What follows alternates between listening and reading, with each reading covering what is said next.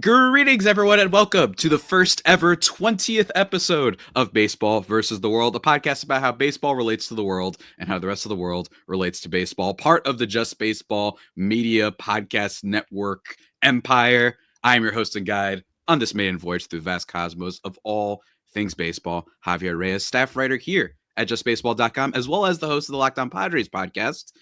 But let me tell you, folks, I am nothing compared to my guest on today's episode.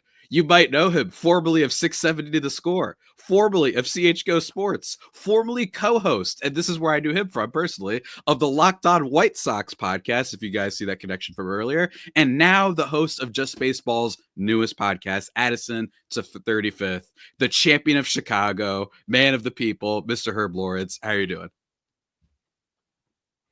Doing excellent. Thank you for having me, Javier. It's awesome to be here. Always great to talk baseball, and also great to reconvene with you as we were talking off the air. It's been like since 2020, and I'm a secondary Padres fan, so of course I see your tweets and such, and I retweet some of the stuff that you say about these Padres. But it's good to have a second team because you and your audience already know my White Sox. No blame. Yeah.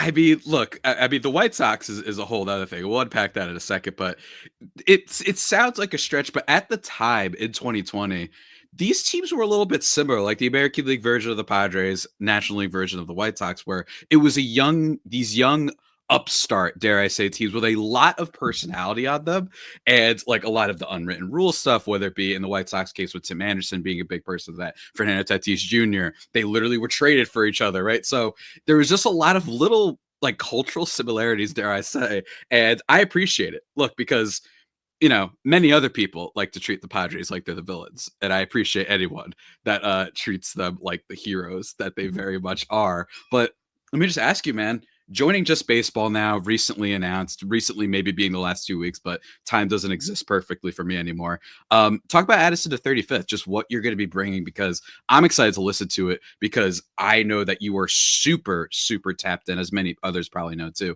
into the Chicago sports scene, whether it be the White Sox, whether it be the Bears tweets, which were incredible, by the way, this year. I am so sorry about the Bears, but tell us about what's going on, man.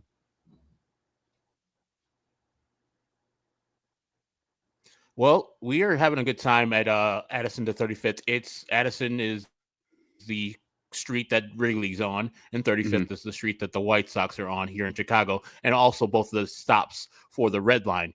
And so my co-host is Ryan Herrera. He does the Cubs portion, and sometimes I'll jump in with him because of my extensive history with Cubs. I did the audio board for Cubs Radio Network for a long time. I'm not a hater, I'm a appreciator, but mostly a White Sox fan. So I'll have the White Sox side of it, and we'll do one episode a week minimum. So usually I'll recap the week on a Sunday night for ready for play on Monday morning for your commute. So that's my plan. And then if we have any exciting post games, which I'm not planning on a lot because this team won 41 games last year, I'll jump in after and have some reaction to what this team is doing. As people already know, in a rebuilding time, you can always go to, what's going up in the minor leagues, what's going down in the minor leagues. And that's mostly going to be my focus this year, because the major league team might be worse than the team last year. Oh, no. Oh, dear. I can't debate that whatsoever, man. I mean, it's been a tough ride for the White Sox, to say the least. And at the very minimum, I will say this. You can at least be kind of happy that Jay Reinsdorf is finally getting some flack, right? I feel like that's one positive of this White Sox sort of experience. I mean, that'll be great if eventually Jerry Reinsdorf gives his team over to Justin Ishbia, who is trying to buy up all the shares of the minority owners. And you don't buy up all the shares of the minority owners and reject the Minnesota Twins ownership just to be second fiddle of the White Sox. I think there's a succession plan. We don't know the succession plan, but I think Jerry Reinsdorf sees it right on the wall as far as his own mortality and also the White Sox getting to the playoffs. It won't be happening anytime soon. So he's like, you know what? Let me cash in and get out of there. And hopefully it'll be happening in the next 5 years, because as we saw in Phoenix, the Ishbias throw money at the problems. Basketball is a different thing because they got a cap. Baseball, no cap as of now. And so if Justin Ishbia comes here before this CBA happens in a couple of years, that would be great for the White Sox because that's what they need, cash influx and new thinking as far as the ownership group. And so I can't wait if he does become the minority owner and the chairman of the board. That'll be great. Last question I want to ask you about like Chicago world. Just one more thing on Jerry Reinsdorf, because this has been something I've not held in. I've actually tweeted publicly before, and I've talked about it on this show and many other shows. The Last Dance documentary. I've had beef with this thing for a long time, Herb, and I've had beef with this thing because I felt, and maybe I am wrong, I felt that it really ignored Jerry Reinsdorf's role and acted like Jerry Krause's boss could just be like, how about we just keep Michael Jordan? You know what I mean? Like maybe we should just do whatever he wants. And that has been my beef for a long time. And I enjoy that documentary. I sometimes put it on. Strangely relaxing documentary. Don't know how to explain that right now, but it is. But I've always had a little bit of an issue with that. And I could go down a long line of the other issues I have with that documentary. But is that a fair criticism, do you think? Yeah, he largely like dodged criticism at that time. I remember I was in my late 20s when 98 happened, or early 20s, sorry, when that happened. And I remember all the focus was on Jerry Krause. He's the guy who's breaking up the Bulls, and he used to say organizations win championships, and that infuriated fans. So like, no, Michael Jordan, Scottie Pippen win championships. That's how this franchise has won championships here. And so yeah, Jerry Reinsdorf was pretty much a hands-off owner for the basketball team. He's still kind of the owner of the Bulls now, but he gives most of his work to his son, Michael. And so there is a disconnect for Jerry as far as the Bulls. He'll celebrate the wins and take credit for those 6 championships. But as far as, hey, I broke up that championship team, no, that's Jerry Krause. That's all him. And he's more of a White Sox fan and more hands-on with the White Sox than he is with the Bulls. So that's kind of where that is laying, because Jerry, he would just sign checks mostly with the Bulls, even though I think Jerry Krause had directives from Jerry Reinsdorf to break up this team before it was too late. You could tell the writing was on the wall there. And us here in Chicago, we wouldn't want it to have the wheels fall off for the bus. Like, sign Jordan again, sign Pippen again. And if they lose in the Eastern Conference Finals or in the NBA Finals, God bless. But at least you went out trying your best to have this team win as many championships as they had. But yeah, Jerry Reinsdorf in this town until recently was thought of as a good owner, especially after 2005 when the White Sox won. Lately, no. When his tombstone is written, this town will not like him. He will go down as one of the worst owners in Chicago history because he had so much and did so little with it. Yeah, 100% agree, man. It can be a little bit dark times for Chicago. But speaking of Last Dance, and speaking of movies that might have issues with in some cases historical accuracy, maybe depending on how our list goes today. Let's do it, man. What the people came for, our top 10 baseball movies of all time. Yes, I understand, folks. This is probably the least ridiculous and absurd topic I've literally ever done on this show. We've done drill tweets as baseball players. We've done Moneyball awards. Might be mentioned on this list today. A whole bunch of things. But I thought this would be fun with the baseball season coming back because I don't know about you, Herb.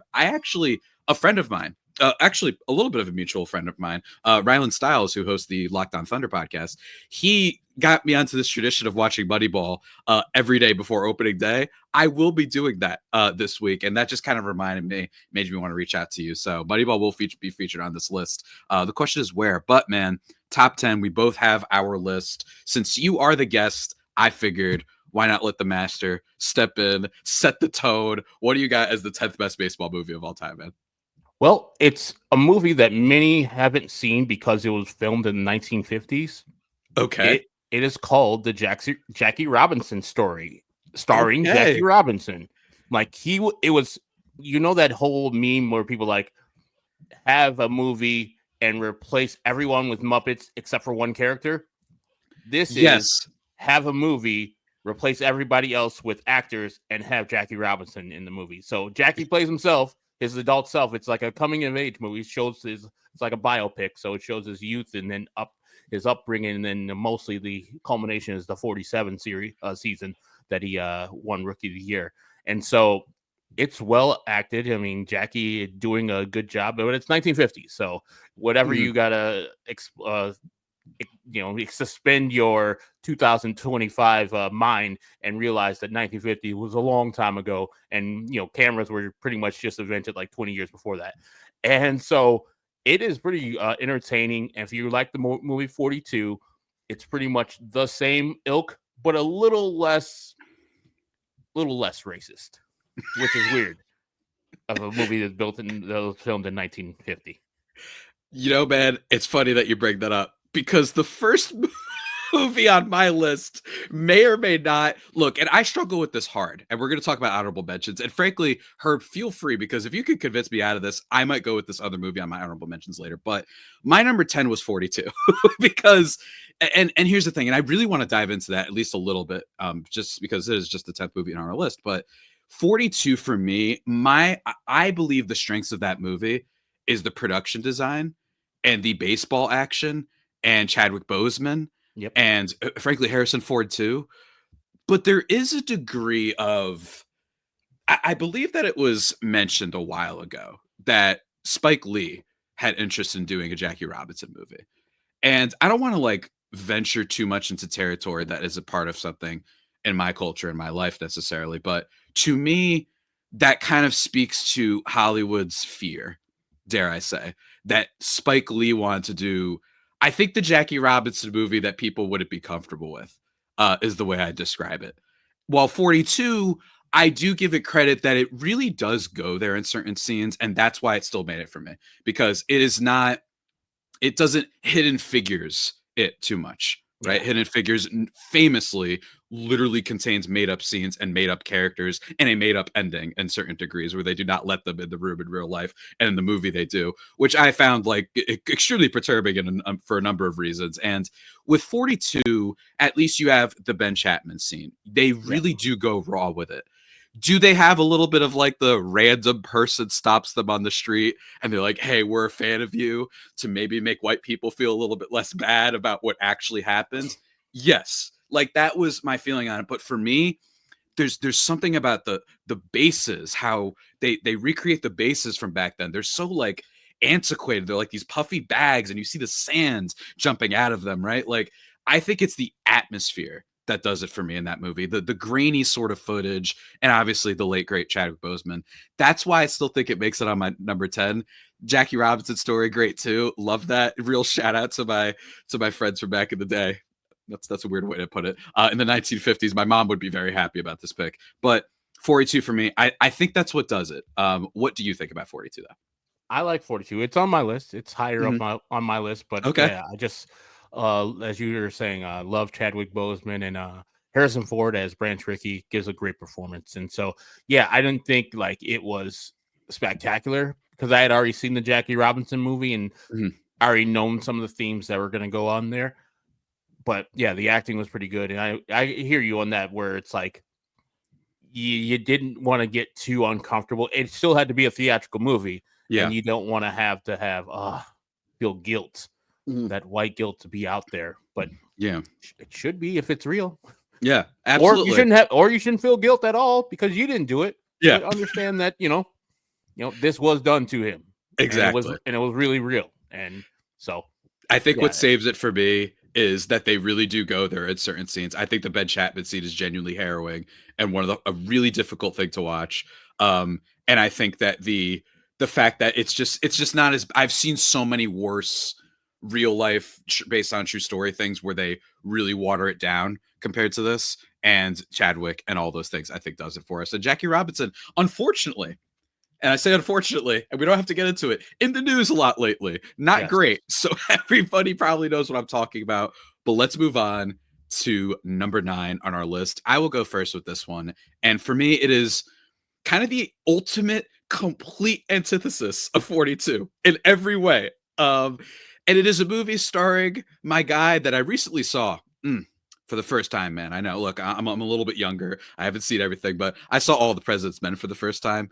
Freaking banger. Absolutely enjoyed it. Robert Redford. It is The Natural. I say the complete antithesis of 42 because I'm pretty sure there isn't a single black person in this movie, which is pretty wild because it is not based on a true story or it was not like you didn't have to play. You didn't have to do that. It's not like this was a movie that was saying, hey, this takes place there's nothing about that movie that suggests it had to take place in an old time necessarily. But for me, I like how fantastical this movie is. I like how mythological it almost is. Someone had a great breakdown, I believe over at The Ringer, actually. Shout out to them. That there's a lot of Greek mythology vibes to everything going on in this movie with the Cyclops, like the people in the owner's box that want him to lose, and the thunder crashing down to create the bat. You know what I mean? In the first place. And also, speaking of me being young, I like going into movies blind, and that's really easy for movies that are basically frankly 2010. It's really easy to go in blind. I did not know he gets shot at the beginning of the movie. So I was watching that, and I always tell the story. I jumped out of my bed freaking out. I thought that it was oh, he left for a bit.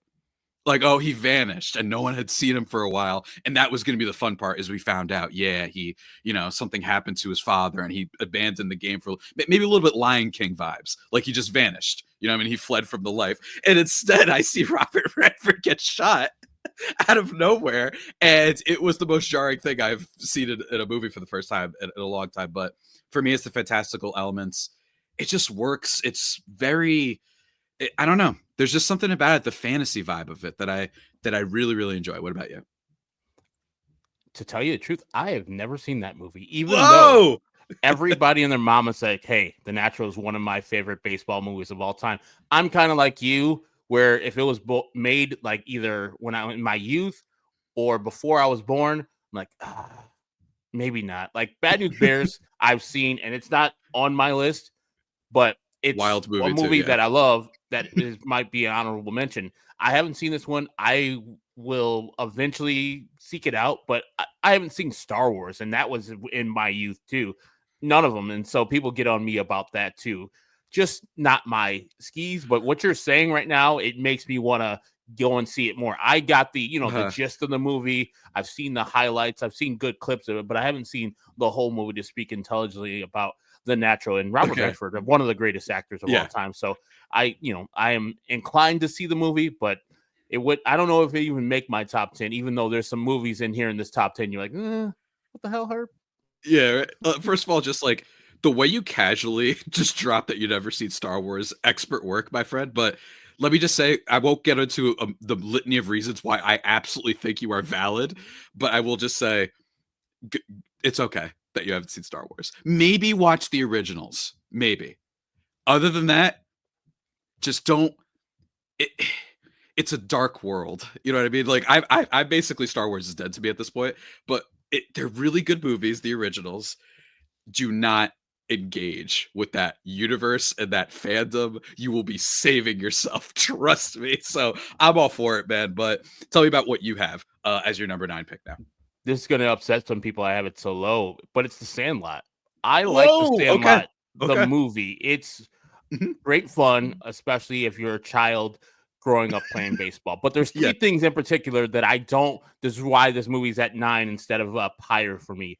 Is because, firstly, when you're a kid, if that kid that is in your neighborhood who just came to your neighborhood couldn't play baseball, he couldn't play baseball. It continued on. Benny Rodriguez pretty much fixed Scotty Smalls immediately. It's amazing.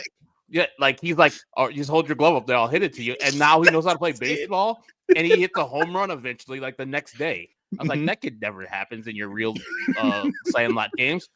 Secondly, the Jet Rodriguez gets all the way to the majors, and they make him a pinch runner. That's it. Yeah.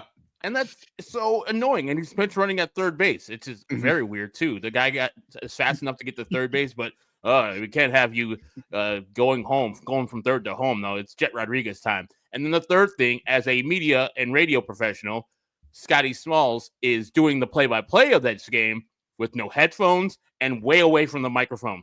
Oh, I can't believe it! The Jets stealing home. How was that sound? It was hollow. It was far away from the microphone. But I just get mad at little dumb things. But I'm very pedantic, so I look at things in the movie. The continuity has got to be right. Yeah. And then when you have things in my profession and you're not following how that profession does it, I get a little perturbed. But the movie itself, I have these 1 through 10, but each one of these movies as they come on, I'm watching it from where that is to the end of the movie because they're all great. Here's what I'll say. First of all, I want to dive into the Benny Rodriguez thing. First of all, I think to defend Scotty Smalls for a second, I would argue, even though there's not really any subtext of the movie, that this is more of like my headcanon, that he's the narrator of everything going on. So maybe you can't take everything he says with 100% seriousness. And I think that actually makes the movie a little bit better. I think it's more fun that they exaggerate and you're like, okay, most of this probably happened, but I bet you didn't beat those prep kids by 40 runs. You probably just beat them, right? Like, you know what I mean? But I kind of like that idea. Number two, with Benny Rodriguez, I kind of like the idea that he was just, a decent player, not like a star. And yeah, he sometimes gets used as bench running because the reality is if you make it to Major League Baseball, that's like obscene, right? Like how talented you are at the game. And that's not an insult if he's just like Castro. I'm blanking on his name. That was in the majors for a bit. Who's just he's on like every team literally just because of his speed. Maybe Tyler Wade to give a Padres one. Like guys who are just really fast, so they stay in the majors for that. This is not an insult whatsoever. It's amazing you're in the sport, or it's just that. Hey, he was having a day off. He had a day off, and they're like, "Hey, set him in for the third." And because he has a nickname. You don't always get a nickname unless you're like pretty good. You know what I mean? That's kind of hard unless you're like, I don't know. What's that white basketball player that is really funny? Dang it. I just saw him the other day. He called himself White Mamba. Why am I blanking on this? Brian Scalabrine. Yeah, Brian Scalabrine, right? Like, let's do that. It's very rare, but I approve. I will say I will get into my reasons when Sandlot comes up on my list for why it is a little bit of a movie that I sometimes have problems with. But love the pick. I respect it, man. I think going chalk is boring. I think you have not gone chalk whatsoever so far. Jackie Robinson's story in The Sandlot. Meanwhile, I have done 42 in The Natural. I'm going with number 8 now. And this is one that my generation hates, I think. It's a movie that has become a little bit too cool for my taste, for people of my generation to make fun of. Because I like sincerity sometimes. Especially today with big movies, nothing's sincere anymore, man. You know what? Tell me about the power of friendship and how it helped you, man. I'm all for it. Don't look into the camera and say how weird everything was. And I think this is kind of the epitome of the baseball version of that. And it's a movie starring Kevin Costner. It's called Field of Dreams. A movie that your team, the White Sox, were well acquainted with, and dare I say, that was the last good moment for that era of White Sox baseball. Shout out to Anderson and that amazing Field of Dreams game. My thing with Field of Dreams is that I really do enjoy the sincerity of the movie. I really do. It's super serious. Kevin Costner sometimes takes a lot of his roles a little bit too serious. It's a baseball movie, kind of a bygone era, right? It's got a weird nostalgia fetish for the infamous Black Sox and Shoeless Joe Jackson thing. Baseball legends kind of for the wrong reasons that don't necessarily resonate with the younger generation. CC Sabathia had a hilarious clip with Tim Anderson about this movie as well on the R2C2 podcast. I just think it works. It's sentimental to a fault. I get it. But I like that it's something that, unlike other sports movies, like, say, Hoosiers, which is a movie that preaches teamwork, but the team only starts winning when it gets its best player back, Field of Dreams is kind of like, it preaches forgiveness. And I think that it does succeed in that with the father-son catch at the end of the movie, right? Like, it is what it is. It wears its heart on its sleeve. And I can't help but respect that for that. And it's really nice. It's calm. It's soothing. It's almost not a baseball movie in a lot of ways. You've got the Red Scare politics kind of involved in there every now and then. Meanwhile, he's just like, whatever, and ignoring his wife. That scene is really funny to watch. I don't know. I think that's what it is, but for me, this is like higher than I originally had it. There's just something about it, and I think that it takes me back to an era that I wasn't necessarily a part of, but I just really respect the more and more I see the stuff of today, I think. And that's a really good call. And I'll have more to say about that movie when I get to it. But my eighth movie is another child movie Mhm. about baseball, and it came out right when I was a child. So it's perfect for me.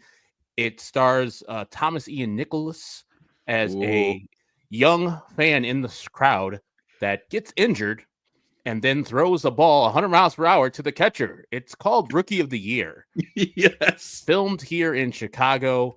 Young Thomas Ian Nicholas is Henry Gardner, Mhm. and he is actually the actor has come back to Wrigley Field time and time again with his band, Thomas Ian Nicholas Band, and thrown out the first pitch. And he's forever known for either that role or his roles in American Pie.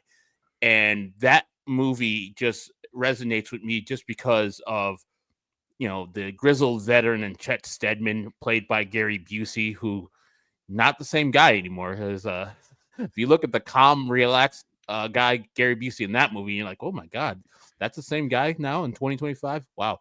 But the manager, the old grizzled veteran manager, calling Mhm. Henry Gardner the wrong name each and every time. The bench or the pitching coach, played by Daniel Stern, plays that to perfection. Daniel Hadia playing the owner, the general manager, and then his mom, who is a Chicago actress. Her name forgets. I forget it right now. But all the things combined, and how a kid pretty much comes to the major leagues. You have to suspend belief with some Mhm. of these movies. This one, 100%, you have to suspend belief because we already know how hard it is to get to the major leagues. Period. Mhm. And even if you're of age, and then for them to just do it without going to the minor leagues or anything like that, just because you're a struggling Cub team. But it kind of made sense because at the time the Cubs were not that great. So it's just a fun movie, and some of it was filmed in Wrigley, and some of it was filmed in Guaranteed Rate. What it was back then was Comiskey 2, and so you could see the one where if they're doing the Dodger scene when they said the pitcher's got a big butt part, that was actually filmed in Comiskey Park, and so it really shows the city off in a good fashion. They're running through O'Hare Airport. I always like when Chicago's shown in a great light, and that movie shows in a great light, and it's a lighthearted, fun movie that you Mhm. have to suspend reality while watching it. Hey, I just talked about why I love Field of Dreams, right? I'm all for suspending reality. Um, Movie looks good. It really does portray Wrigley well. And I haven't seen it too much, and frankly, I haven't even been to Wrigley Field, but I do like that it captures a certain vibe to it, and there's a certain fun to it. There's a lot of these like kid movies where they become super athletes, right? Whether it be Thunderstruck or Like Mike or Rookie of the Year. Like there's just something about it that I think each generation kind of have has one where Mhm. it's like for me growing up it was Like Mike, movie that is beautiful, by the way. I love that movie. And then I guess Rookie of the Year as well. It just fundamentally works, and it's kind of weird if someone's like, wow, hate that movie. It's like, all right, relax. I'm not saying this is a Nora or anything like that. Like relax, but it's cute. You know what I mean? Cute is it's a simplistic word to use, but Mhm. I really think it's apt in this case. So love Rookie of the Year, man. Gotta get the Chicago love on there. Absolutely. Um, my next movie is one that is probably too low for a lot of people. Um, but it's not an insult whatsoever. I just think that my top six here I just adore. It's A League of Their Own, probably the most famous, one of the most famous movies we'll both have on either of our lists. Mhm. I feel like everything that's been said about this movie has been said. It's great, right? Like there's no real issues with it. I actually think that when the more you watch it, the more the kind of camaraderie is really there. Um, that makes me enjoy it very, very much. The acting is great. Tom Hanks is a secret weapon. The crying in baseball, the end of the movie, right? Like, I think it's actually kind of a little bit of a bold ending to be like, kind of let her sister win, all that stuff. I think it's interesting. I think that it's cool that they didn't just go with, oh, she finally beat her. No, it was like, oh, she might have let her win. Like, oh no, right?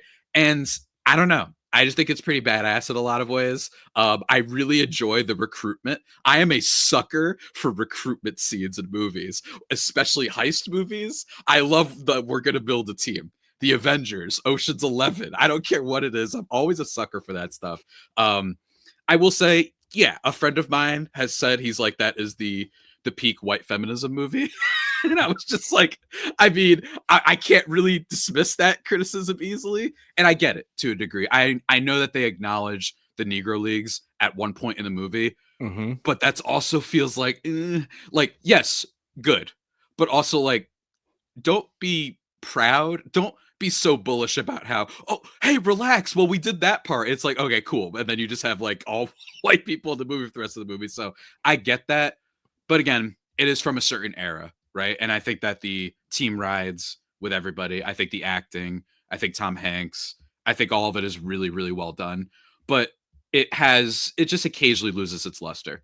I think the more I grow up just a little bit, just because it's, I can't help my friend's critique really getting in my head being like, I get it. But it's really great. And I don't really think that anybody should be ashamed for loving it. It's one of the better in general sports movies, probably, that I think's ever been released.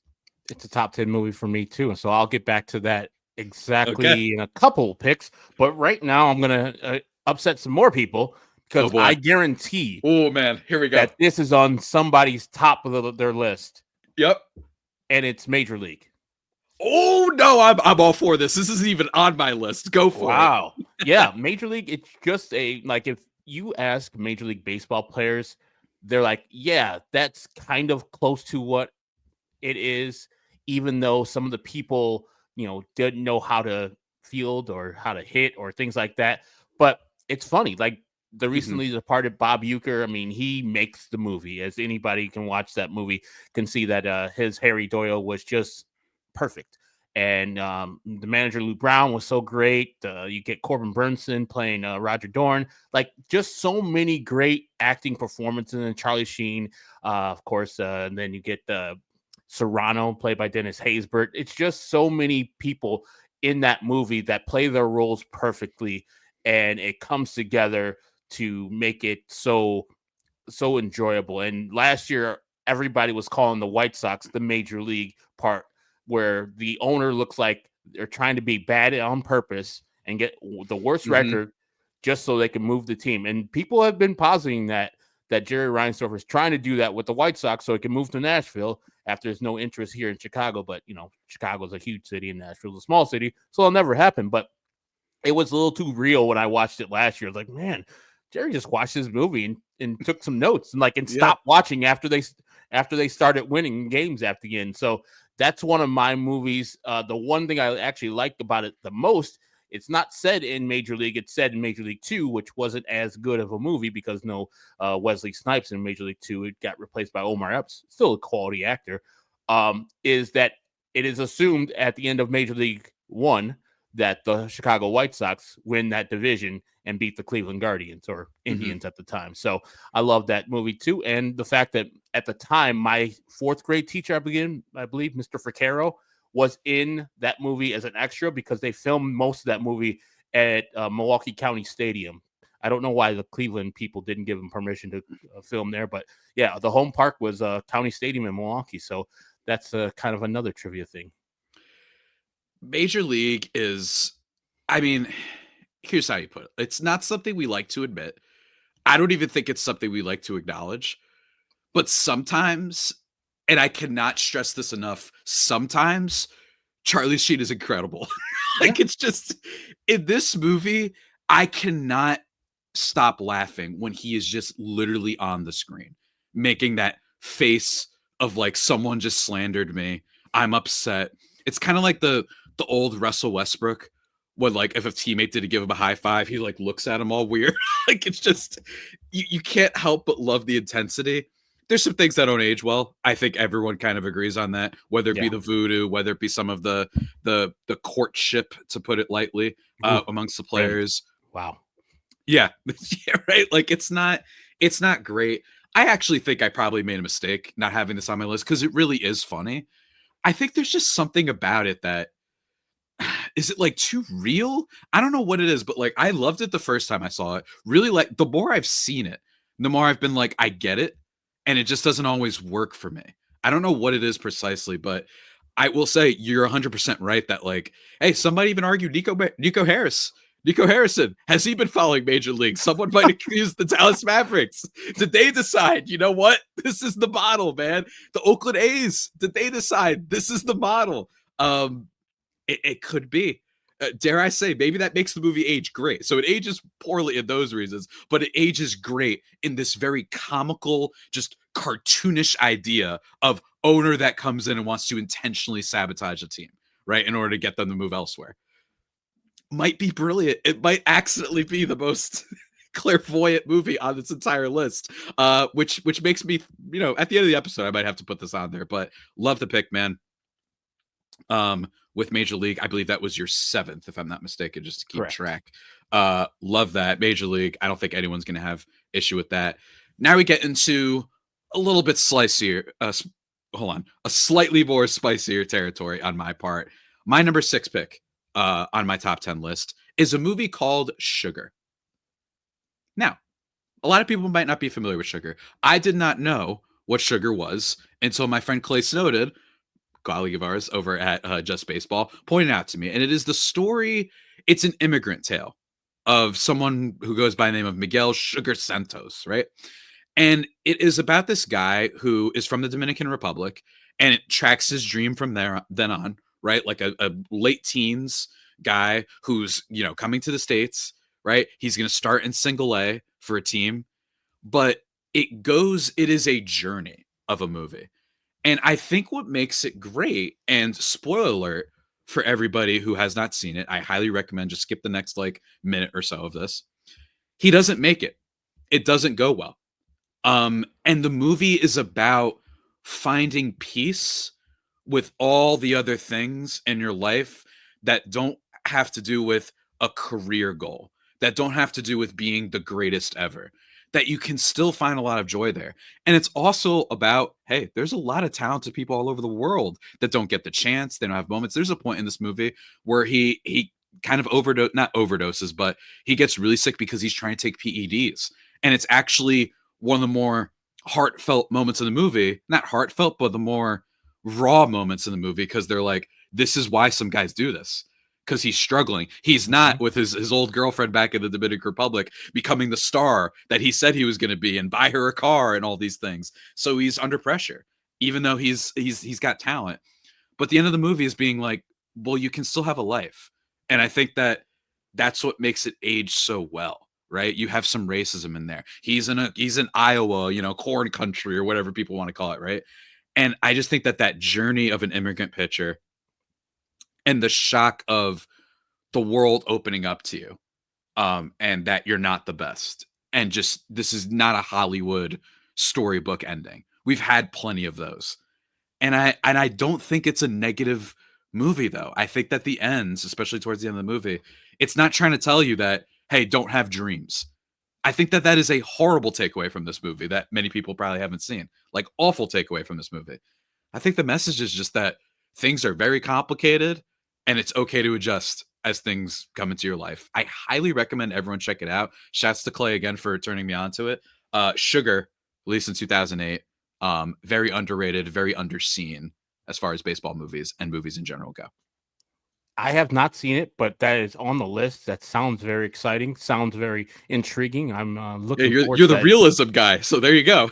Oh, there we go. And I love the movie that's not about wrapping it in a bow just to make you feel good at the end. It's just, hey, this is what happens. This is life. But for my number 6 movie, the movie you've already mentioned, Field of Dreams, and the reason why I have it this low is because multiple reasons. Like, I love the movie. Kevin Costner plays well across from Terrence Mann right now. I'm forgetting his name. James Earl Jones, Star Wars guy. Like, they play well. And of course, the whole baseball soliloquy he gives at the end is really nice. And you definitely have to suspend reality about, Shoeless Joe and his buddies coming out of the cornfields and playing baseball. 2 things I don't like about the movie in particular. Okay. And these are the continuity ads or errors and things that are just wrong. There's a movie in here that I'll name later on that has Shoeless Joe also in it. Okay. In that movie, Shoeless Joe Jackson is a left-handed batter, which he was in real life. in Field of Dreams, the actor who plays Joe Jackson is Ray Liotta. Mhm. He bats right-handed, which is so ridiculous to me. Like, it's if we're gonna go back and bring Shoeless Joe back, make him bat left-handed. Mhm. And he barely bats in the game. Like, there's not a lot of scenes where you see Ray Liotta as Shoeless Joe Jackson batting right-handed. So you could just have him, pick up this stance and do the right things as a left-handed hitter. So that kind of messes me up because it's a real person that they're depicting. And then the second thing is that Timothy Busfield's character kind of like drops Kevin Costner's character's daughter off of a bench and she starts choking on a hot dog. And Kevin Costner doesn't choke the hell out of his brother-in-law for immediately dropping his child and trying to kill her, almost kill her. So he's like, oh, no. Oh, they're baseball people. And all is forgotten. No, I would have broke my foot off of Timothy Busfield's ass if he dropped my child firstly, and then my child almost died. I didn't even mention this in mine. Yeah, shout out The West Wing, my guy, because he plays the coolest dude ever on that show. But yeah, that is like you're right. It's actually a little bit of a nitpick of mine. Like, I would be going nuts if you did that. Like, I get it. You're annoyed with it, rightfully so to a degree. Like, what do you mean you have this this baseball field and ghosts are hanging out here? Like, what are we talking about? We need to talk about money, the real world. But you do that with my daughter, my son, my kid. No, man, I'm gonna be on the news, dog. Like, that is not what we do here. It is a little bit of a flaw. Then again, the shock of seeing players like come back to life might make me like forget for a second. I think it'd make everybody forget. Like, just imagine if you saw that, I'd be like, whoa, dude. I think my favorite part about that movie is both actors playing Moonlight Graham, both Frank Whaley and Burt Lancaster. It was just so perfectly done. I love that part of the movie, and the little wink that Burt Lancaster gives at the end when he's got to go back to the cornfields. Yeah, man. Look, that's right. Me, millennial, defending Field of Dreams. I know no one ever thought they'd see it from me, but it's true. I like Field of Dreams. Moving on, though, is another movie that I think has a beautiful message, and in some ways, I think is slightly related to Sugar, just a tiny bit, without the immigrant factor and without it being nearly as dark. But it's the story that movies these days always want to avoid, right? It's the narrative that they always try to hide from. It's a baseball movie that dared to ask, what if you simply stopped taking your career so seriously and instead went and hooked up with the person you're extraordinarily attracted to? It's Bull Durham, The American Dream, starring Kevin Costner. Again, another Kevin Costner movie. This movie ages fantastically, which is wild for a movie that features a lot of sex and a lot of like romantic entanglements and all that stuff. If you told people the synopsis of this, they'd be like, oh no, this is like Revenge of the Nerds territory. Like, this is going to get bad, right? No, it actually isn't. And the sexual politics in this movie are actually really well done. Susan Sarandon's amazing in this. Kevin Costner's amazing in this. I mean, frankly, everyone's amazing in this. But it's just, and it's also funny. I think that this movie for me is funnier than, say, Major League. I just think that's a little bit funnier in that regard. And this is like peak Costner, like peak of his powers. Tim Robbins is great in this movie too, of course. Trey Wilson is good as Riggins. Like, I just think that this is a movie that when it's, I don't know, man. I just think that it's this ultimate counterculture oddball, right? Especially for sports movies. This feels like it is not going to be what you ever get from a sports movie now for the most part, right? There's this blue collar sentiment, right, with the minor league baseball, which is great. It's not uber talented players. Obviously, Tim Robbins, he ends up going to the next level. And like I mentioned with Sugar, that's Kevin Costner's part, right? Where it's kind of like that end of the movie where he broke the record and no one talks about it, right? Like, that kind of happens. But it's also like, hey, man, guess what? Forget like Sugar is about developing a career and a life. This one's like, guess what, man? Just be with the girl of your dreams. That's actually what life's about. Screw everything else, man. Like, that's it. And I respect Bull Durham for that. And it's also really funny. Crash Davis is an amazing name. Great wisdom from him in some ways. Amazing wisdom from Susan Sarandon. It's cool. It's part coming of age as well, basically, from the Tim Robbins perspective. Really enjoy it. Love Bull Durham. shout out my guy Paul Francis Sullivan of Locked On MLB, his favorite baseball movie and possibly favorite movie of all time as well. You couldn't have said it any better. I love that movie. It's on my list too. But number 5 for me, it has to be a movie you've already mentioned, A League of Their Own. I just I love the movie. I love the message, and you've already gone over some of the stuff that was kind of problematic. It's like, oh, nice throw, black lady. Let me go back to playing baseball, though. You guys can't play. Sit your ass over there. Yeah. Thanks. Yeah, you got talent. No, sit over there. But yeah, you're talking about the recruitment thing where John Lovitz is going out and getting the sisters out there, milking cows and such. And then they go and get Marla, and they're like, no, Marla can't play. She's not attractive. And you see her cracking balls and breaking down windows. It's like, yeah, get her instead of looking for the beautiful girl. But I kind of love that it was filmed in Wrigley itself too. But the part I hate the most, you've alluded to it, is Kit.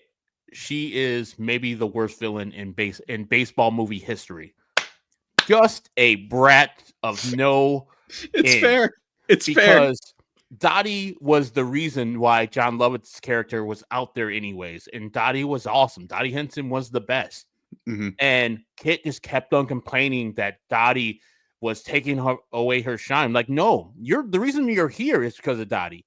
The reason why you're good is because you've been behind Dottie this whole time, and you're not close to being as good as Dottie Henson. Great catcher, great hitter, everything. And that's why it's only 5th for me, because at the end of the movie, yes, Dottie dropped the ball on purpose to let her bratty young sister, Kit, finally get a win in her life ever. And Dottie was going to quit the game anyways. So she was like, you know what? I'm leaving. I'm going to have a family. My husband just came back from the war. I'm not going to be returning this. If I don't drop this ball, my kid sister is going to be destitute, and maybe she won't be invited back because I won't be coming back. So let me give her a win so she could stop crying, and then she can go on with her life and be happy. But the whole movie just crying and bitching and moaning about her great sister. Get out of here, Kit. Your only reason you're there is because Dottie was great. It's like, at least like say the sisterhood of like Guardians of the Galaxy, where it's like, you know what, Gamora Nebula, totally valid. Your entire body was destroyed by this dude and made into a cyborg while your sister was perfect. You're like constantly complaining. Like it's the constant complaining is what it is. If you were just like a little bit like, yeah, that's great, cool, everybody loves that person. Maybe if you added a little bit of a, dare I say, a stand by me element to the movie of that relationship. But overall, I agree, man. But it's still great, right? Like we're kind of just finding ways to hate on it in some ways, but it's still a great movie. But I totally get you. I'm gonna move on to my number 4 on this list. We're getting to the core 4. Let's do it. Number 4. This is when I get spicy. It's a movie called Everybody Wants Some with multiple exclamation points. Richard Linklater. And my boy, I was early on the bandwagon, although I will say that it's getting a little scared, getting a little bit too much overexposure. I saw the Super Bowl commercial. I was like, I don't know, man. This might be a little bit too much, but Glenn Powell, love you very much, man. Top Gun was a supernova for this man. I also liked Hitman to a degree, but I've been a fan of his basically since this movie. And I'm a big Richard Linklater fan. There's been a lot of talk, and deservedly so, that I don't think he's ever written a female character well ever. But it's fine. I get it. It's okay. And some might not even call this a baseball movie, which I understand as well. But for me, I think it is a baseball movie in the ways that kind of matter, right? Like, I think that this is a little bit more of a cult classic. It's kind of a spiritual successor to Dazed and Confused in some ways. But I don't think there's anything more. It doesn't focus on necessarily baseball itself, but the idea of being a team is kind of at the center of this movie, right? That's kind of what's going on here. Yes, there's sex, there's party, there's a lot of partying, there's curse words, there's drinking, there's all sorts of madness in this movie because it's college, but it's ostensibly a baseball movie, but not for the typical reasons of it containing full-length games, hardcore training necessarily, or the other cliches we get from other sports movies. There's a lot of baseball in it, though. They have big practices. They play against each other. They're betting against each other. This is about what it's like being a baseball player, but not the sport itself almost, right? It's being a top level athlete. It is being hyper competitive in every way. It's about girls, right? Fun in college. It's all of those things.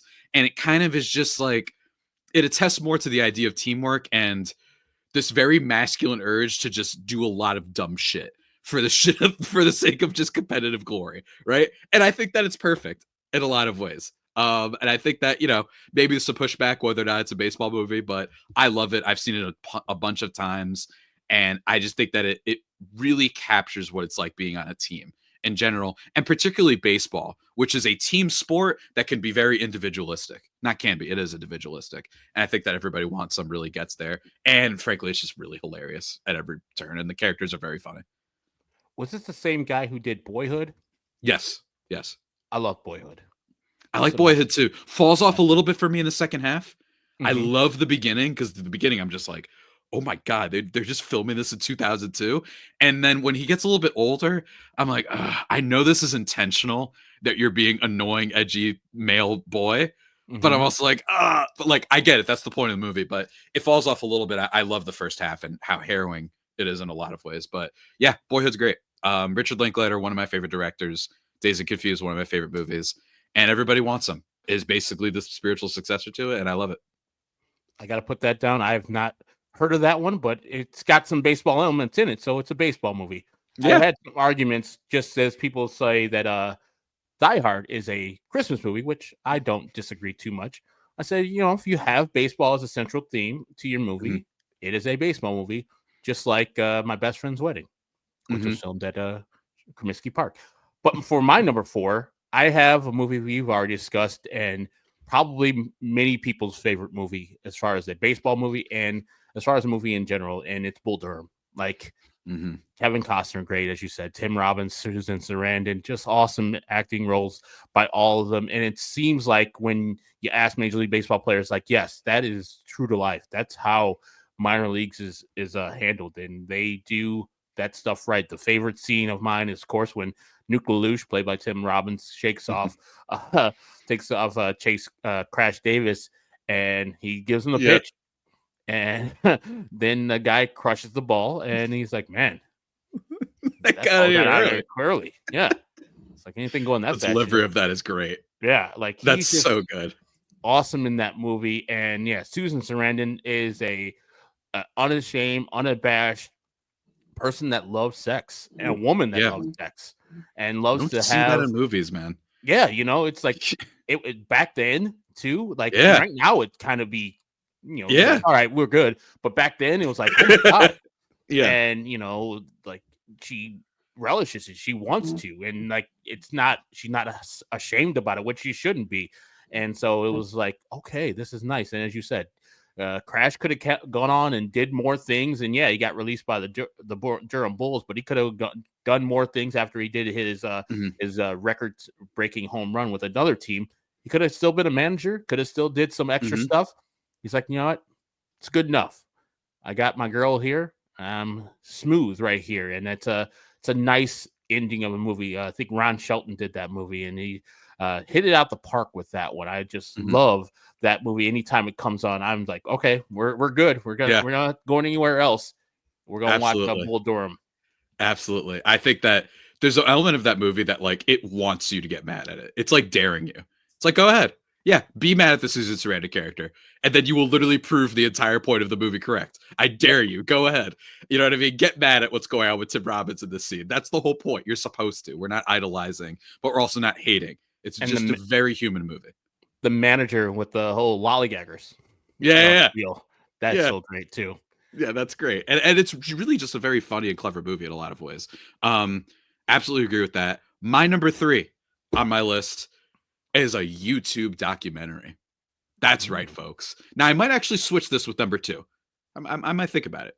But with number 3 for me is from the homies over at Secret Base, John Boyes and Alex Rubinstein, The History of the Seattle Mariners. Now, people might not be super familiar with this. It is long. It's a multi-part documentary, and it is exactly what it is. They've also done History of the Vikings and History of the Falcons, which are great too. But every single person that I've shown this to has wanted to become a Mariners fan because their thesis is basically there is no weirder, more all over the place team in the history of sports than the Mariners. And by the time you are done watching, you are absolutely 150 million% sold. It is a movie that not only it's done in like the Google PowerPoint presentation type of thing, right? Like it does feature footage though. And it will make you be like, yeah, screw the Yankees. What the hell? Like, why would you possibly like the Yankees? They're evil.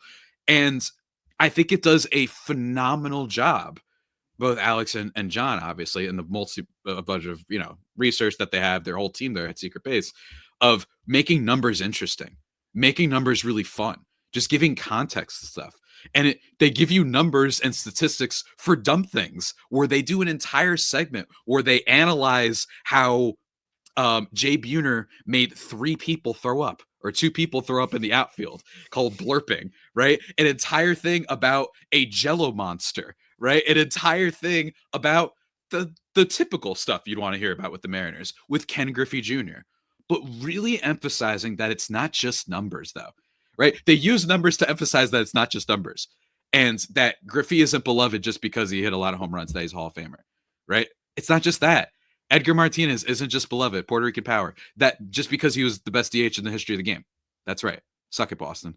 Or that Ichiro Suzuki, one of the most like ridiculous, idiosyncratic kind of players we've ever had in the sport. It details all of it, and it postulates at the very beginning. It's like, if you're about winning, this documentary isn't for you. That's not what this is about. It's about something that really just emphasizes how human and how arbitrary sports can be, and that's why we love them. I cannot recommend it enough. It literally starts with a tale of arson. That is how the history of the Mariners starts. I recommend it to everybody, even if you just watch the first part. It's great. I know that sounds super high for something that's on YouTube, but trust me, you won't regret it. You will absolutely want to become a Mariners fan afterward, or make it your secondary team, the way that my mom did after I made her watch it. So that's it. Number 3, history of the Seattle Mariners. Of course, I haven't seen that, but that sounds great. Like, I am amazing, man. I rewatch it all the time. Yeah, not ashamed to all those people you mentioned are universally loved, and I gotta bounce back as a Chicago White Sox fan. Frank Thomas, the best DH ever. But was he like you know what I mean? Like, was he fully DH? I get it. It's fine though. It's fine. I mean, no, he wasn't full DH until like 2000, but yeah, he started. Edgar was more full time. If we're talking first baseman, yeah, I know. That's the thing that was like, he probably should have been a full time DH, and if he was, but so it's like a little bit of a cheat on my part. But and the other thing about Edgar is they get into it, not just the numbers, but what he did and arguably did to save Seattle. So that's the other reason why he's the great. But loved it very much. Recommend it to everybody. My number 3 is a mention that we've already mentioned earlier. 42 is Chadwick Boseman. I was wondering when it was coming up. Yeah. Harrison Ford playing Branch Rickey. It's a great movie about the history of something that happened less than 80 years ago. And so we're talking about, we're still dealing with things, and the removal of Jackie Robinson from the DOD and such like that. It brings back into the forefront the recent history of this country and America's pastime, where things weren't equal. And this is one of the things that you can watch this movie and like realize, like, yeah, that wasn't that long ago. I'm 46. My grandmother was alive then. My mom was just like 10 years away from being alive. And you realize, like, yeah, those attitudes didn't necessarily go away. They just got reformed and reshaped. And that movie really brings it raw to you, the feelings, the emotions, even his own teammates, players that had to get over him just being a black dude, even though he was producing on the field. Like, and then eventually he's like, yeah, all right, I'll be your friend. Yeah, the whole I'll be your friend. He's like, what the hell am I supposed to do? You're my teammate, Exactly. It was I think Eddie Stanky was the player then. Mm-hmm. And so it's just so real and raw. And I love Chadwick Boseman. Like, he played every biopic ever. Like, he played, I think, James Brown in a movie. Played, of course, that character. I think he plays Jesse Owens in another movie. And of course, he's mostly well known as the Black Panther, another biopic. The real thing. Yeah, exactly. But I just love the movie. I saw it in theater, and that's I also another thing. The guy who won all the awards at the Oscars, talking about you should make movies for the theater and watch movies at the theater because that's how it should be consumed. And I couldn't agree with him more. As we're on the other side of COVID, I feel like, yeah, if you go and see a movie, if you are going to view a movie and it's available to see at a theater, go and see it. There's a movie I haven't mentioned yet, but it's going to be in my local theater here, I think either this Saturday or next Saturday. I'm going to go and see it in theater, even though I've seen this movie in my house probably like 20 times. So I say that a theatrical release of a movie, if it is a chance for you to go and see it in a theater, by all means, because 42 was great in the theater. Love that very, very much. 42 great. I put it as my number 10. And I think that again, it's just really raw. And yeah, it's not perfect. Like I talked about the Spike Lee thing, right? Mhm. I think that there's a world where the guy who did do the right thing was not going to mince words whatsoever about it was what it was like. But I do think they deserve credit for not, like I said, not doing what Hidden Figures did, not doing what many other movies have done. And it's just really great to watch and love the action. It's great. And Branch Rickey, yeah. Harrison Ford, I bet he's still got it. He's still got Mhm. it. My number 2 is one that you talked about already. You talked about how ridiculous it is in some ways. It's The Sandlot. The only thing I have to add is, first of all, I am just a fan of movies where people hang out. It's always been the thing for me. I love just people doing shit, to put it, most as simple as possible. Um, and The Sandlot, out of every movie on this list, I genuinely think out of every movie on this list, it's probably the least well crafted. There are so many movies, and certainly movies in general, that are crafted better than The Sandlot. At times, it even feels amateur, right? There aren't exactly any like jaw dropping effects. The dog scene looks a little bit Mhm. ridiculous when he goes through the projector, and the way it's like it Yeah. becomes 2 frames per second all of a sudden, right? Like there's these sensationalist baseball stunts and whatnot. The best visual shots, there's not many outside of one of my favorite baseball scenes ever, which is the fireworks display. Mhm. It's not the one that everyone picks from this movie, but that's what I love about it. There's something about it with the ball in the sky that I always remember. It is great. It captures the doe-eyed vibe of being a young kid. And I think it just has so much charm because where it lacks in those areas traditionally associated with film expertise, it makes up for it in the heart, right? Even Kevin Durant uses what's the great Hambino or whatever as his Twitter picture. Not anymore, but he did use it for a while. Now it's that fellow from How to Trade Your Jacket or Tangled or something like that. And I just think it's so dumb. It's so dumb. But that's the point. And there are some points where people are like, "What are we doing here?" I have beef with one of the scenes in the movie, which why it's my number 2 and almost was going to be my number 3, which is the pool scene, which is what Oh. everybody loves. I Mhm. have problems with it. I I mean, do. yeah. Shout out Colby Olson of Just Baseball making fun of me. But for me, I think that it's important to recognize that, like, throughout this movie, adult Scotty is like, we were dumb. We chewed tobacco on a goddamn Ferris wheel. Or not even a Ferris wheel, the rip around thing, right? Like, we're stupid. We're Yeah. jumping in and doing all these things. We're really dumb. We're scared of a dog that we think is going to maul you to death like it's Sabretooth, right? But for me, I think my problem with the scene involving the pool is that adult Scotty approves of it and is like, that it was cool. You know what I mean? And it's Yeah. like, it's actually really not cool. And the more that you watch it, it's just really, look, it's not the worst thing I've ever seen in a movie. Let me be clear. I brought up Revenge of the Nerds earlier. Oh my You know what I goodness. mean? Like, I brought up Revenge of the Nerds earlier. Like, that's a crazy movie as well. But there's just something about it, the way that it approves of it. It's basically just an assault, right? And that you have Yeah. Wendy Peppercorn being like, "No, yeah, man, it was. Oh, yeah, I loved it." Right? It's a little bit. Just don't like that very much. But in general, I love that it's basically just kids doing dumb shit. It's about the first time you had a group of friends where you would just wander. It was almost a little bit aimless, right? It's a very episodic movie. It's not just about one thing. Episode 1 is Scotty wants to make friends and play baseball. Episode 2 is we got to beat the preppy kids. Episode 3 is the pool. Episode 4 is getting the ball back from the beast, right?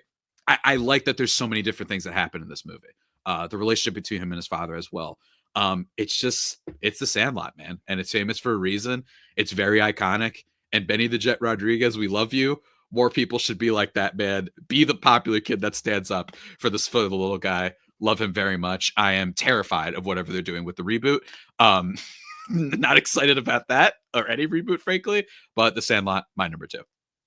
Yeah, I don't know why you would make a reboot. They already made like a Sandlot sequel, and it I was refuse to pretty see much it the too. same movie.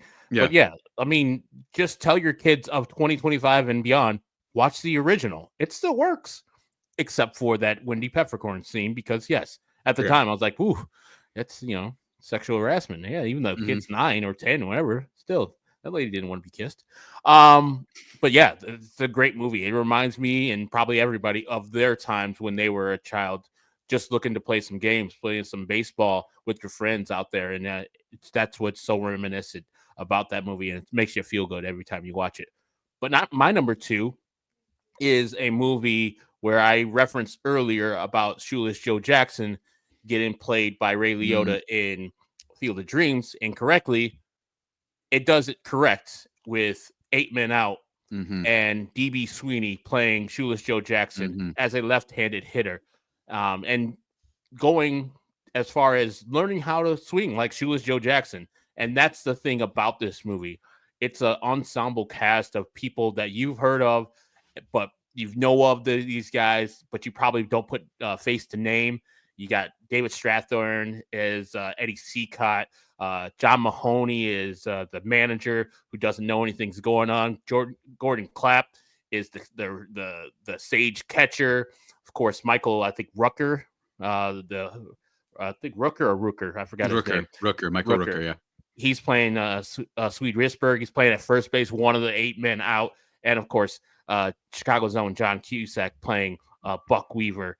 It is just so many levels of good acting, and the person who wrote the movie, John Sayles, is acting as Ring Lardner, a real Mm, journalist who was one of the people, him and Hugh Thornton, who was played by Stud Circle, a real life journalist here in Chicago, who like kind of outed the 8 Men out here in Chicago. So it's just a great period piece. They filmed it. I don't think they filmed it in the city of Chicago, but of course it's about the 1919 Chicago Black Sox scandal and what happened subsequent of that after that. And so it's a good movie, and Charlie Sheen's in it too. So very small scenes with Charlie Sheen, but he is in it yeah, yeah. as Hap Felch. But I just love how well it's acted. My number 1, which I think your number 1 is too, is a little acted better, but Mhm. as far as the ensemble cast, it can't be beat. And the fact that it is a real life story that they didn't try to Hollywood it up seems like a good thing for that to be number 2 in my list. And of course, it's the White Sox, so I got to be biased. You gotta be biased, man. Let's do it. I'm gonna get biased too. Why not? But with my number 1, I imagine it might be the same for both of us. It's Moneyball. Yeah, No, we don't need to beat around the bush. no. But I will say, this is a movie I talk about way too much. It is a movie I talk about way too much because I think I wrote about it actually. I'm going to link it in the episode description for those who want to check it out for a site called Unwinnable about whether or not Moneyball was a mistake. And the reason for that, and let me be clear, I think Moneyball is in many ways kind of the beauty of movies. But it's not for what it's necessarily about, right? Because in one sense of Moneyball, it massages history a lot, which isn't necessarily soccer, especially if you know the co-writer of this movie, Aaron Sorkin. But in general, like it massages things. It ignores that Miguel Tejada is on the team, for example, right? Mm-hmm. Right. But even if unintentionally, it lends credence to the notion that baseball teams are helpless in boosting their payroll, right? Something that has been almost universally disproven. And it's odd to have a movie that gets you almost rooting for a big corporation to spend as little as possible. It is a movie that has made baseball fans, as people like you and I who cover baseball, think and go, yeah, I can't wait for prospects and all this. Meanwhile, the Rangers just won the World Series. Meanwhile, the Dodgers are probably going to win the World Series again. Meanwhile, the Padres got good again because they started spending money. And it has that vibe of like, yeah, man, look how much you saved and all that. But at the same time, it is really important to emphasize that the writing is beautiful. It somehow makes you fall in love with a bunch of dudes gushing about numbers. And I don't know why, but to this day, the way Brad Pitt is eating his peanuts and talking about what about Ricardo Rincon, like just talking about players like they're just numbers and they're just commodities. It's a very cold movie, especially at the beginning. But it's also, with those criticisms, it's important to note that it's also, while you can view it from the perspective of this is a movie about how it's good to pay people less, you can view it from that way. It's also a movie about how talent comes in many shapes and sizes. It's about failure and endurance, to have the ability to keep going, to have the ability to, in the face of all these forces that tell you not to innovate, to keep trying to innovate, right? That you go after the guy who has a weird throw. You go after the guy who parties too much. You go after the guy with the ugly girlfriend or whatever it is, right? And that you can be rewarded for that. And that we are in a culture, in a world that will oftentimes push back at you. So you can view it in both of those lenses. You really, truly can. And I think that's the beauty of not just this movie, but movies in general, which is when they are kind of open for interpretation. And I think that that's what Moneyball means, right? It kind of is about learning to appreciate what we already have. We talked about Sugar. We talked about Bull Durham. That's the end of this movie. The famous scene about hitting a home run. You didn't even know it. And I think that that's what's so great about it, is that this is why movie analysis is, I like hearing people's opinions, because I get every kind of view on it. I get if someone's like, I like the movie and it's really well acted. It's shot gorgeously, right? Especially the scene when they have the game winner with Brad Pitt's character. Or I'm sorry, not Brad Pitt's character, Chris Pratt's character. But you can also say, it's kind of on the side of corporations. But you can also say, is it though? It feels like it's a movie that's saying, go out there, do the crazy thing, try to innovate, try to come up with new ideas. And maybe you aren't always remembered for it initially, but you will be later on. And that's what Moneyball means to me, even if it has some of those problems. It is, I think, bar none, the best baseball movie ever made, and one of the best sports movies ever made. I have another one that is a boxing movie that's my favorite ever. But in general, how can you go wrong? How can you not be romantic about baseball? Perfectly stated. Only problem I have with this movie is that you kind of hit on it.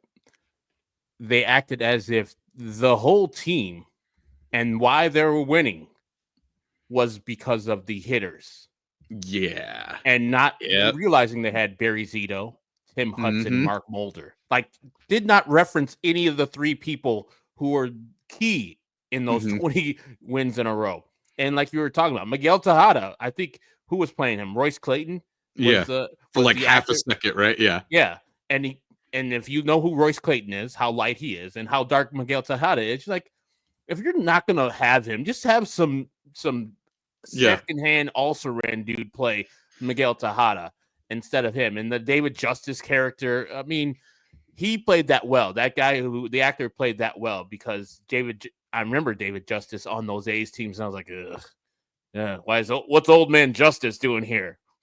Like they say in the whole thing, and the whole acting scene where it's Peter, which I don't know why Paul T. Podesta didn't give his name to the script writers there, because it was like, right? Like, we know who you are. This is real. Yeah, right. It's like, it's not secret, bro. This isn't Player X. This isn't all the President's Men. Like it's okay. Like, and then the Grady guy, in which I've looked up, is not a real person. Because I was like, who is this guy? He probably feels crappy now. But and then Brad Pitt. Our people in the White Sox and our White Sox Twitter always do the things like, why do we like this guy? Because he gets on base.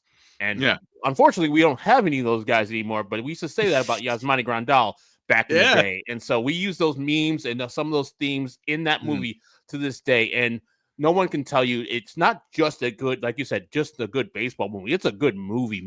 Like, you can watch that not knowing anything about the Oakland A's or baseball in general, and have fun watching that movie, because, as you say, there's different levels there that Billy Bean's going through Brad Pitt's character.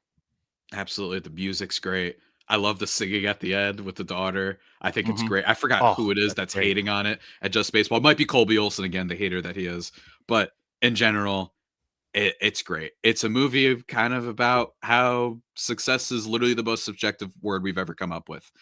And speaking of subjective, that is our top 10 lists. Both Herb, repeat yours one more time before we get into our honorable mentions. 10-1, it's Jackie Robinson's Story, The Sandlot, Rookie of the Year, Major League, Field of Dreams, A League of Their Own, Bull Durham, 42, 8 Men Out, and then Moneyball. Excellent stuff. My list goes as follows. Number 10, 42, followed by The Natural, Field of Dreams, A League of Their Own, Sugar, Bull Durham, Everybody Wants Some, The History of the Seattle Mariners, The Sandlot, and of course, Moneyball. Some honorable mentions. I've only got a few, but you talked about it briefly. I don't have too much to add. This is a wild movie, but it doesn't, not that it ages poorly. I mean, some parts it certainly does with the language, but it's just a little bit like doesn't have the juice for me. Bad News Bears, the old one, is better than the new one. It's great. It has some really funny moments. Pretty hilarious just seeing kids just like drink in the dugout. It's wild as hell, but I just kind of love how wild the movie is. Just something about it though that just doesn't fully get there for me. Major League I already talked about. Hardball with Keanu Reeves. I think my problem with Hardball is I feel like it could have been so much better. It could have been. I think that's my problem. This could have been Sandlot for new generation and a lot more serious. And don't get me wrong, it is still serious. Yes. And I love Keanu Reeves. Let's be honest. If you had a different actor in there, the movie's better. Like, let's just be honest. It is. Young Michael B. Jordan, love that. But it just, you had it, man. You had a great blueprint. And to me, it's just good. Lowercase g, good. And I like it. It has its moments.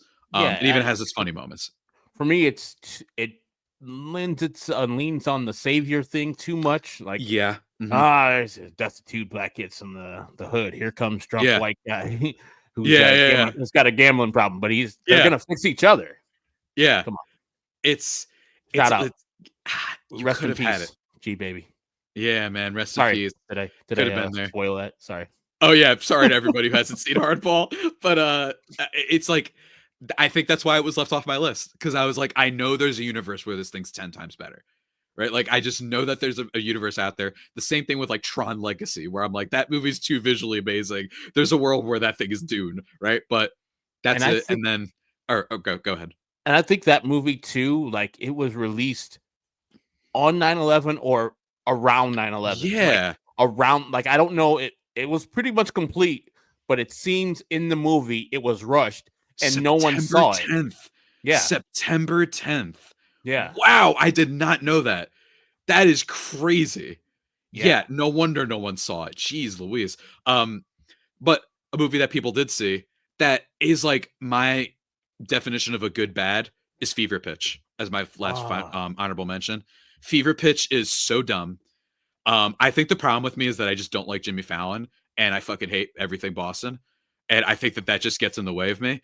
But there is a like weird comfort movie vibe. Like you know what it is? The scene with him taking care of her, it makes me like, if I'm ever sick, I just want to watch the beginning of this movie. But to me, it's just like, I'm not a big Jimmy Fallon fan. I think it's a little bit insufferable. It feels like the ultimate guy's wet dream movie. Dude who is like disturbingly and kind of to a degree. I know that he has his life together, but like in my opinion, you can't have your life together so well if you're that obsessed with a sports team. It feels like a guy's wet dream, right? Like running out onto the field and all these things. So that a little bit, it doesn't bother me. It's just like, whatever. So that's my final one. But Drew Barrymore, very good in it, and I always root for her in basically everything. So those are my final honorable mentions. What about you? I only have two honorable mentions to be Mr. 3000 with Bernie Mac. Yeah, I haven't seen this one. I need to see it. As Stan Ross. It's a good movie, but like if you're putting your level of the movies you've named already, you're going to be disappointed. Just got to go into it as like fun movie because there's some things that continuity wise and manager wise, they're like, what the hell? How is that guy still there after all that time? Whatever. And that actor, I think, as Paul Sorvino plays the manager, of course. Yeah. Bernie Mac is the head character of Stan Ross, but it's got its moments. It's funny enough. Angela Bassett also in the movie, so that's my honorable mention. And then another one, if you're talking about Fever Pitch, I got to go the other way for another really sappy movie. It's called Summer Catch. Oh, I've never heard of this. It's here's a reason. It's Freddie Prinze Jr. Okay, these are like college guys who are in Woodbat Summer League, and so they get to go and play in this New England town. It's just a lot of actors you've never heard of, But the Yeah. main character is Freddie Prinze Jr. and his love interest is Jessica Biel. Okay. So yeah, it's a lot of This is speaking my language. I like dub movies that I could just put on in the yeah. background. You know what I mean? Yeah. Like if you like 90s movies, got all those actors in it. Matthew Lillard that plays the wily catcher. There's a couple other guys in the movie that you've never heard of before, but they're kind of the antagonist in this movie. But it's a fun, 90-minute baseball-ish movie where baseball is the center of attention, but mostly it's one of those like rom-coms with baseball as the backdrop. Gotcha, man. You know what? Gonna end it on that, because how can you not be romantic about baseball, everybody? That about does it for today's episode. Herb, do you have any final things you'd like to tell the people before we close out? Well, my episodes of Addison to 35th, like I said, will be taping usually on Sunday nights, and I'll be dropping episodes on Monday on any of the platforms that you have out there, the Apples, the Spotifys, etc. And mostly I will be talking about the Chicago White Sox, not specifically only about the games because they're going to be bad. So we'll be having a little fun this year, having guests, but mostly it'll be myself just pontificating about how the White Sox are bad as an organization. They're bad. And occasionally I'll be talking about the Padres, even though I don't think the White Sox play the Padres until the end of the year like they do annually. And I wish to look forward to, baby. Yeah, they stopped doing that because by that time the season's over and I can't go out to San Diego to see a game because, like, oh, you're going to see the White Sox play the Padres? The last place White Sox play the good Padres? No, I can't. When I had a job, like I can't regulate that to my bosses and say, hey, can I go out there and experience that? It's like, no, can't do that. Never. Absolutely. Everybody go check out Addison the 35th.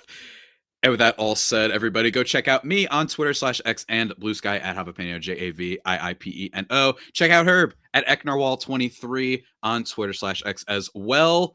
And also go follow the page for this year podcasts at Baseball vs. World on Twitter and Instagram. We're going to be picking up things, posting graphics, posting clips from the show as soon as I figure out how to do them and whatnot. Because and don't worry, we're in the middle of the baseball season. Don't worry, guys. It's going to be a lot of fun to get the highlights of the show. And feel free to subscribe on YouTube as well, or wherever you get your podcasts. But that being said, that about does it for the 20th episode of Baseball versus the World, a podcast about how baseball relates to the world and how the rest of the world relates to baseball.